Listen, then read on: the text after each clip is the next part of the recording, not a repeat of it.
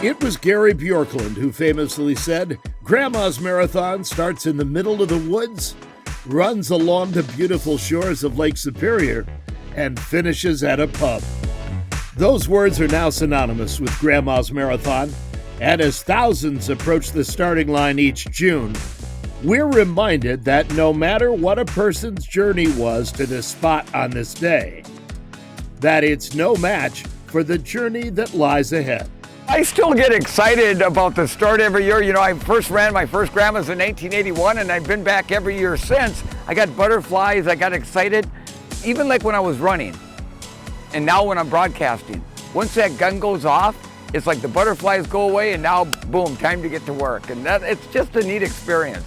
I think the best part is just seeing the camaraderie of all the athletes, whether it's the elites or the masses.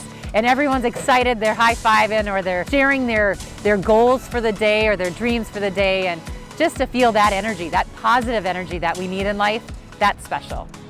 For 364 days out of the year, the Grandma's Marathon course can be described as almost somewhat ordinary. It's a scenic highway along the lake. It turns into the main drag of downtown Duluth. It's beautiful in its own right, to be sure, but on race day, that 26.2 miles is transformed into something that's almost unimaginable. And what was just this collection of roads and pavement along the North Shore is now this great opportunity and this great challenge. And it can be felt in the bodies, in the bones, in the souls of anybody who's brave enough that day to try to tame the beast, as it were. And it's that transformation of the entire city, the entire region, that makes Grandma's Marathon so exciting. As the race starts just south of Two Harbors, runners are left mostly to themselves, as the first 4 miles are dominated on each side of the road by big northern Minnesota evergreens. You know, it's beautiful out here, looking at the evergreens and knowing that the water's right there, but just seeing the excitement and the thrill that the athletes have when they get to toe the line, it's something else. The first real landmark is the Mocha Moose Coffee Shop at 2.5 miles, and shortly after that, you'll have entered the township of Larsmont. The opening miles of Grandma's Marathon offer a very straight, very fast start. Almost 100 feet of elevation drop in the first 4 miles. What it doesn't offer until about mile 5 as you enter Knife River is the fans. The first popular viewing areas come here, along with some very popular tourist spots, Great Lakes Candy Kitchen and Russ Kendall's Smokehouse. Nearly another mile down the road, you'll run under the North Shore Scenic Railroad Bridge, the same line that takes marathoners to the start line and offers a VIP viewing train for spectators. There's some serenity involved because I love the North Woods, and you know, sometimes you might see a bear running across the road, or if you get lucky enough, you might even see a moose or something, you know, and some deer. And it's got that small town charm still, like it did when I ran it 40 years ago. As you now pass the 7-mile marker and enter the Stony Point area, you'll start to see the first real rolling hills of the Grandma's Marathon course. The elevation increases here slightly through mile 9, and then at mile 10, as you move into the Palmer's neighborhood, there's the big lake. The stunning waters of Lake Superior will now be beside you almost the whole way, providing a unique and scenic backdrop to the day's challenge. Mile 10 is and always will be one of the signature miles of the entire race course. You hit that 9-mile mark and then you turn down to the lake on one of the fastest miles of the entire stretch. Now you're along Lake Superior in just a peaceful part of the race course where you can soak it all in before you get to the big crowds. As you pass over the French River, you'll likely notice a large bank of toilets on your left. Really the only infrastructure remaining from the start line of the Gary Bjorklund Half Marathon, which sent more than 8,000 runners on their way to Duluth just a few hours earlier. So the half marathon start area is one of the more unique and pretty cool aspects of Grandma's Marathon. We have 2 point-to-point races using the same race course. And so when we start the half marathon early in the morning, we have to get all those half marathon runners across the start line and clear and transition the area completely before the marathon comes through just a few hours later. By the time that happens, the marathoners have Nothing but a secluded, rural, beautiful race course to enjoy. Greenwood Road for the full marathoners is your official halfway point, 13.1 miles down, 13.1 miles to go. The miles immediately after the halfway point include Talmadge River and Clearwater Grill before you reach McQuaid Harbor, another popular spot for spectators who will surely offer welcome cheers and support to propel you into the race second half. After a few more miles of classic northern Minnesota solitude, you'll turn off the scenic highway and onto London Road, which will bring you into Duluth. It's here you'll cross the Lester River into the lakeside neighborhoods and get your first real taste of what the Grandma's Marathon crowds have to offer.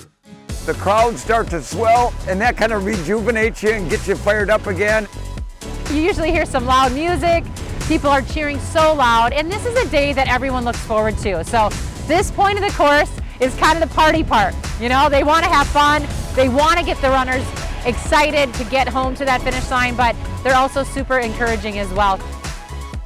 That encouragement is as welcome as ever as you enter into the Congdon neighborhood, past the historic Glen Sheen Mansion, and approach the famed Lemon Drop Hill near mile 22.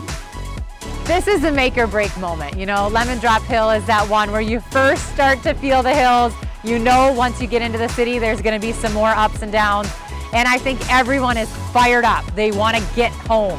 And so, yeah, this is a really important part of the race. It's really this moment where you see how tough you are individually. It really makes you kind of like dig deep and get to that finish line where then you can celebrate all of the heartaches, all of the hard work, and everything else that's gone into it.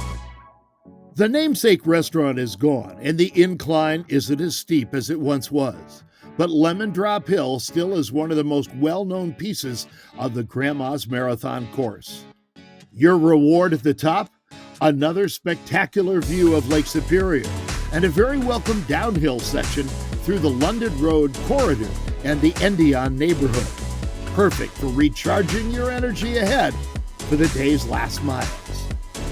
A turn onto Superior Street, just past mile 23, points you into downtown Duluth and will bring you past more popular spectator spots like Sir Benedict's Tavern on the Lake and the historic Fitkers Complex. These are really tough miles in any marathon, the last 2 or 3 to get home. It is a huge mental boost for our participants to have the race go through the heart of downtown Duluth. There are huge crowds on both sides of the street, yelling and screaming to bring the runners home. A $900 million expansion project for Essentia Health now also highlights this downtown Duluth stretch, which ends with a sharp left-hand turn onto 5th Avenue West near the Maurice's building. You're now in the final mile of your Grandma's Marathon race. In the last mile, as you weave around the deck along the harbor and go past the William A. Irvin Orboat, the energy is unbelievable. The runners may be hurting at this point, but they tap into the energy of the crowds along this stretch, and you would never know it based on the smiles on their faces as they get closer to the finish line in Canal Park. The twists and turns of the final mile finally end as you turn onto Canal Park Drive, and it's almost like a dream. The fans, 5 or 6 deep, the music, the balloons, the spectacle of it all is something that can't be recreated. It has to be experienced. And it's the moment every runner has been waiting for. The finish line is my absolute favorite spot on the race course because it's the culmination. It's the result of all the training, all the hard work, all the sacrifice that our participants have put in to Grandma's Marathon, and to see the outpouring of emotion on their faces is just incredible. They're now Grandma's Marathon finishers, and no one, as long as they ever live, can ever take that away from anyone who's ever done it. And I've always said this years ago, you know, when you cross that finish line in a marathon, it'll change your life forever. And it's so true, no matter how fast or how slow you run it, it'll change your life forever. And that's what's powerful about the marathon, and especially Grandma's Marathon.